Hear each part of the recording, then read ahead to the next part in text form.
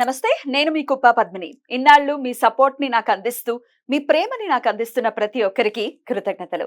ఇప్పుడు చూడబోతున్న ఈ వీడియో కూడా ఖచ్చితంగా మీకు ఉపయోగపడుతుంది. లైక్, షేర్ అండ్ సబ్స్క్రైబ్ చేసి మీ ఇష్టాన్ని అలాగే మీ సపోర్ట్‌ని నాకు అందించండి. అలాగే ఈ వీడియో పట్ల మీ అభిప్రాయాన్ని కామెంట్ సెక్షన్‌లో కామెంట్ చేసి నాకు తెలియజేయండి. నమస్తే. జీవితంలో రకరకాల సమస్యలతో బాధపడుతున్నారా? ముఖ్యంగా ఆర్థిక సమస్యలతో సతమతమవుతున్నారా? ఎన్నో పరిహారాలు చేసి అలసిపోయారా?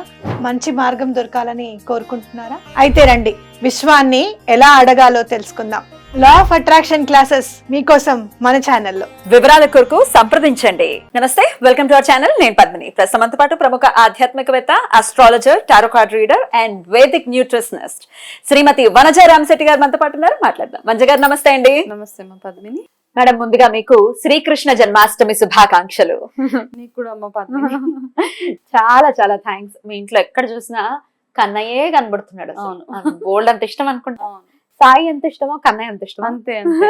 నాకు అంటే ఏకాదశులు చేసేది ఆయన గురించి అన్నమాట.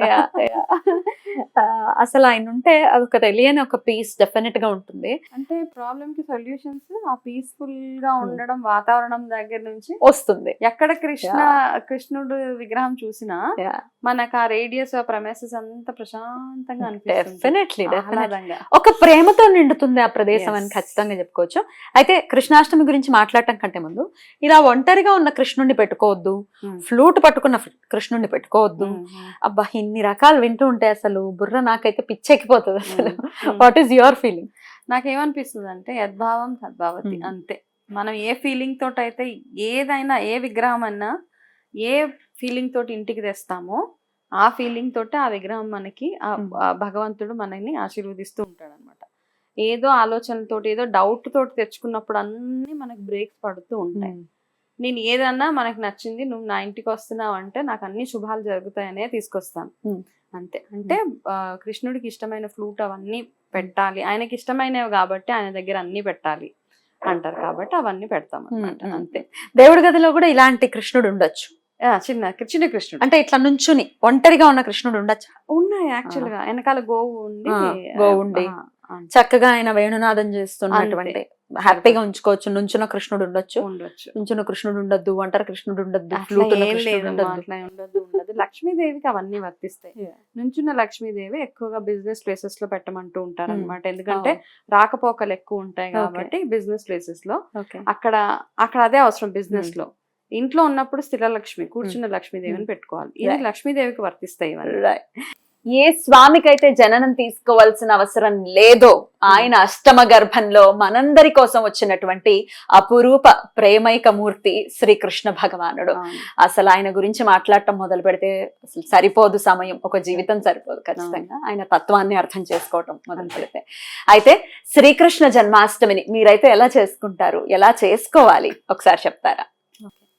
శ్రీకృష్ణ జన్మాష్టమి అంటే ప్రొసీజర్ చిన్నగా మనం ప్రొసీజర్ నార్మల్ గా చేస్తాం. ఇంట్లో పాదాలు వేస్తాము. అందరు అంటారు మాకు పాదాలు వేసే అనుభవం ఉంది, మీకు ఉందా లేదా? పాదాలు అన్నది మనము ఆ కృష్ణుడిని ఇంట్లోకి ఇన్వైట్ చేస్తున్నాం కాబట్టి ఆనవాయితీలు ఏమి లేవు. ఎలా అన్నా మనకి భగవంతుడి ఆరాధన మనకి ఎలా అన్నా చేసుకోవచ్చు.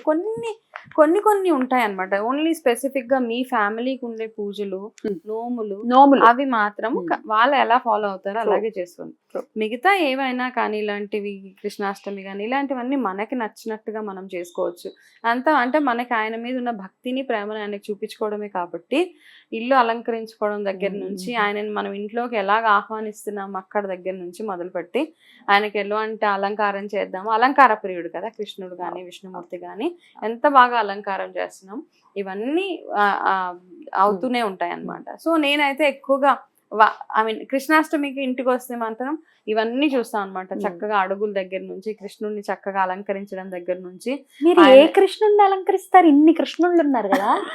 అన్ని కృష్ణుడిని అన్ని కృష్ణుల్ని ఎలాగా అంటే ఏదైనా ఈ హాల్లో పెట్టుకుంటారా? ఎక్కడ పెట్టుకుంటారు మీరు? ఒక్కొక్క ఇప్పుడు ఆ కార్నర్ అక్కడ వెళ్తే అక్కడ కృష్ణుడిని అలంకరిస్తాను, అక్కడ కృష్ణుని అక్కడ అలంకరిస్తాను, బయట గార్డెన్ లో కృష్ణుడు అక్కడ అలంకరించేస్తాను. అలా అన్నమాట. ప్రతి దగ్గర పూలు, తులసి మాలలు, ప్లస్ దేవుడి గది, దేవుడి గదిలో ఇంకా కొంచెం ఎక్కువగా చేస్తూ ఉంటాను అనమాట. దేవుడి గదిలో కొంచెం డిఫరెంట్ గా ఉంటది కృష్ణుడు కాబట్టి అలా చేసి ఆయనకి ఇష్టమైన ఏవైతే నైవేద్యాలు అవి ఉంటాయో అవి మామూలుగా అయితే 56 రకాలు చెప్పని పోగంటాం. 56 రకాలు పెట్టాలి. కాకపోతే మనకు అంత ఓపిక ఉండదు కాబట్టి గుండెపోటు వచ్చేస్తుంది. 56 రకాలు చేయండి అంటే ఆ వీడియో చూడమనండి. చూడడానికి చూస్తే ఎక్కడ మళ్ళీ ఇదిలే మనకు వద్దులే బాబా అని చూడని కూడా వద్దు అనేసి, కాబట్టి సింపుల్ గా కృష్ణుడికి ఇష్టమైన వెన్నపూస ఏది వండినా వండకపోయినా కృష్ణుడికి ఆ రోజు నైవేద్యంగా మనం వెన్నపూస పెట్టుకోవడం చాలా శ్రేష్టం అనమాట. అంతకు మించి దాని తర్వాత మీరు ఏం చేయాలనుకున్నా అటుకులు, బెల్లము, వెన్నపూస ఇవి పెట్టేసిన తర్వాత మీ ఇష్టం. మీకు ఎంత ఓపిక ఉంటే అన్ని రకాలు చేసుకోవచ్చు. 56 చేసుకుంటారా, 108 చేసుకుంటారా, మీ ఇష్టం. కాకపోతే ప్రేమను కూడా మనం చూపించాలి కదా.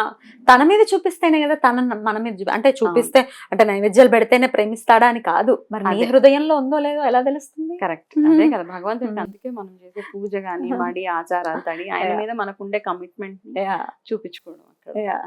బ్యూటిఫుల్.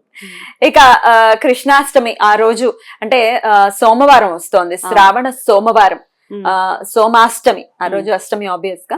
అయితే అష్టమి మధ్యాహ్నం నుంచి ఇంచుమించుగా ప్రారంభం కాబోతోంది కాబట్టి రోహిణి నక్షత్రం కూడా అప్పుడే వస్తోంది ఆబ్వియస్ గా.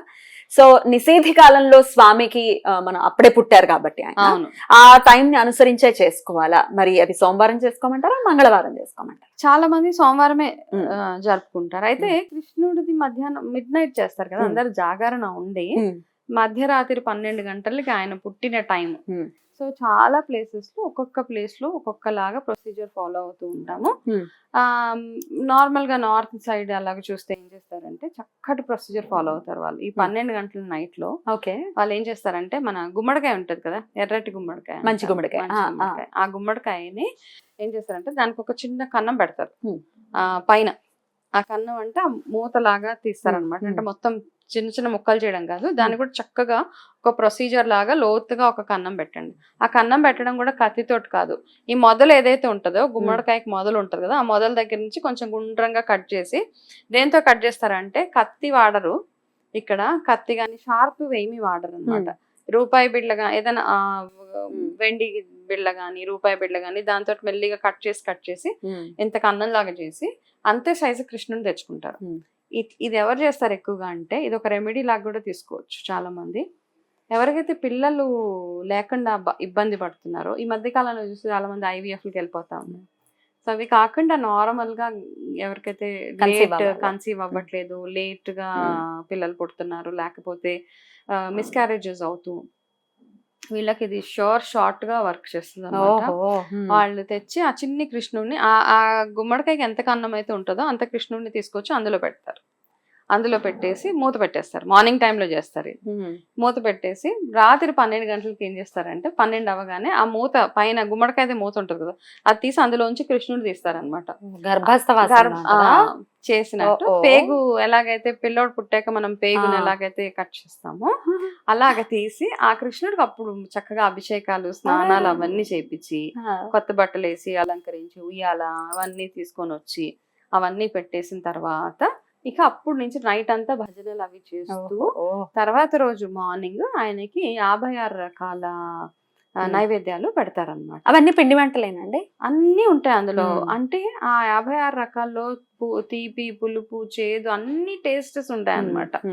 కాబట్టి అవన్నీ పెడతారు. డ్రై నట్స్, డ్రై ఫ్రూట్స్, లడ్డూలు ఇవన్నీ అందులో వచ్చేస్తూ ఉంటాయి అన్నమాట. కాబట్టి అంత సింపుల్ గా చక్కగా అంటే ఇష్టం ఉన్న వాళ్ళు ఇలాగ ఈ ప్రొసీజర్ ఫాలో అవ్వచ్చు. ఆ గుమ్మడికాయ ఏం చేయాలి మళ్ళీ? ఆ గుమ్మడికాయ నార్మల్ గా మనం ఇంట్లో ఏదైనా చేసుకోవచ్చు, లేదా వాటర్ లో వేసేయచ్చు. వాటర్ వండుకొని కూడా తినేయచ్చు కదా. అంటే చాలా మందికి సెంటిమెంట్ కదా, కాబట్టి అది వండరు, జస్ట్ వాటర్ లో వేసేస్తారు అంతే. బ్యూటిఫుల్. ఇలా కూడా చేయొచ్చు. ఇలా కనుక చేసుకుంటే ఖచ్చితంగా పిల్లల విషయంలో ఇబ్బంది పడే వాళ్ళకి డెఫినెట్ సంతాన గోపాల వ్రతం అని కూడా చేస్తూ ఉంటారు. అవునవునవును, అది కూడా అప్పుడు కూడా చేసుకోవచ్చు. కానీ ఇది అయితే కృష్ణాష్టమికి మాత్రం ఇట్లా చేయండి.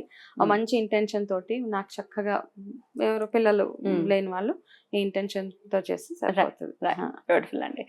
అయితే మేడం ఈ 56 రకాలు ఏంటి? నంబర్ కి ఏమైనా ప్రాముఖ్యత ఉందా? ఏమిటి 56 రకాలు? చెప్పాను భోగంటాం కదా. 56 వెరైటీస్ ఎందుకు పెడతారంటే కృష్ణుడు గోవర్ధన గిరిని ఎత్తుతాడు అందరిని కాపాడడానికి ఇంద్రుడు నుంచి. అప్పుడు ఆ గోవర్ధన గిరిని 7 రోజులు ఎత్తి పట్టుకుని ఉంటాడు ఆయన.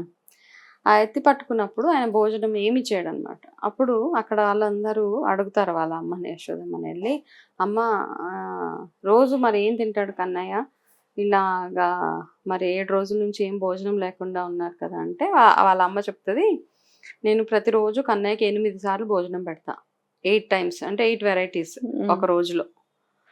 8 వెరైటీస్ అంటే అప్పుడు వాళ్ళందరూ ఆయన మీద ప్రేమ చూపించడానికి 7 రోజులు 7 into 8 ఎక్కాలు ఇక్కడ. 56. ఓకే. అది తెచ్చి ఆయనకి పెడతారనమాట. అందులో అన్ని రకాలు ఉంటాయి, తీపి, చేదు, పులుపు అన్ని అన్నమాట, వగరు అన్ని పెట్టి చేస్తారు. కాబట్టి అది అలా కంటిన్యూ అవుతూ వచ్చేసింది. వాళ్ళని కూడా గుర్తు చేసుకోవటం. Yes, right. అంటే ఆయన జన్మాష్టమి చేస్తున్నామంటే అన్ని ఈవెంట్స్ గుర్తు చేసుకోవడం ఆయనకి. రైట్. చాలా బ్యూటిఫుల్ గా ఎక్స్ప్లెయిన్ చేశారు. డెఫినెట్ గా కృష్ణాష్టమి అని అంటే చాలా మీరు అన్నట్టుగా నార్త్ లో అయితే అబ్బా ఇంత వైభవంగా చాలా చేసుకుంటారో అసలు మాటల్లో మధుబాగా చెప్పలేం. ఇంకా వాస్తు రెమెడీస్ కూడా ఏమైనా ఉంటాయండి కృష్ణ భగవానుడికి ఆఫ్ సంబంధించి? కోర్స్ వాస్తు రెమెడీస్ కూడా ఉంటాయి. అయితే కృష్ణుడి విగ్రహం ఎక్కడ పెట్టుకోవాలి ఏంటి అవన్నీ అంటూ ఉంటారు. డౌట్స్ వస్తాయి. అయితే నేను సింపుల్ గా మీకు షార్ట్ చేసేస్తాను. కృష్ణుడిది ఎప్పుడైనా నార్త్ ఈస్ట్ లో ఈశాన్యంలో. ఈశాన్యంలోనే పెట్టుకోవాలి కృష్ణుడి విగ్రహం. మ్మ్. ఎవరికైతే అన్నదమ్ముల మధ్యలో సఖ్యత బాగా పెరగాలి అంటే గనక ఈస్ట్ సైడ్ కి కృష్ణుడు బలరాముడు ఇద్దరు కలిసి ఉన్న Oh. ఫోటోని పెట్టుకోవాలన్నమాట.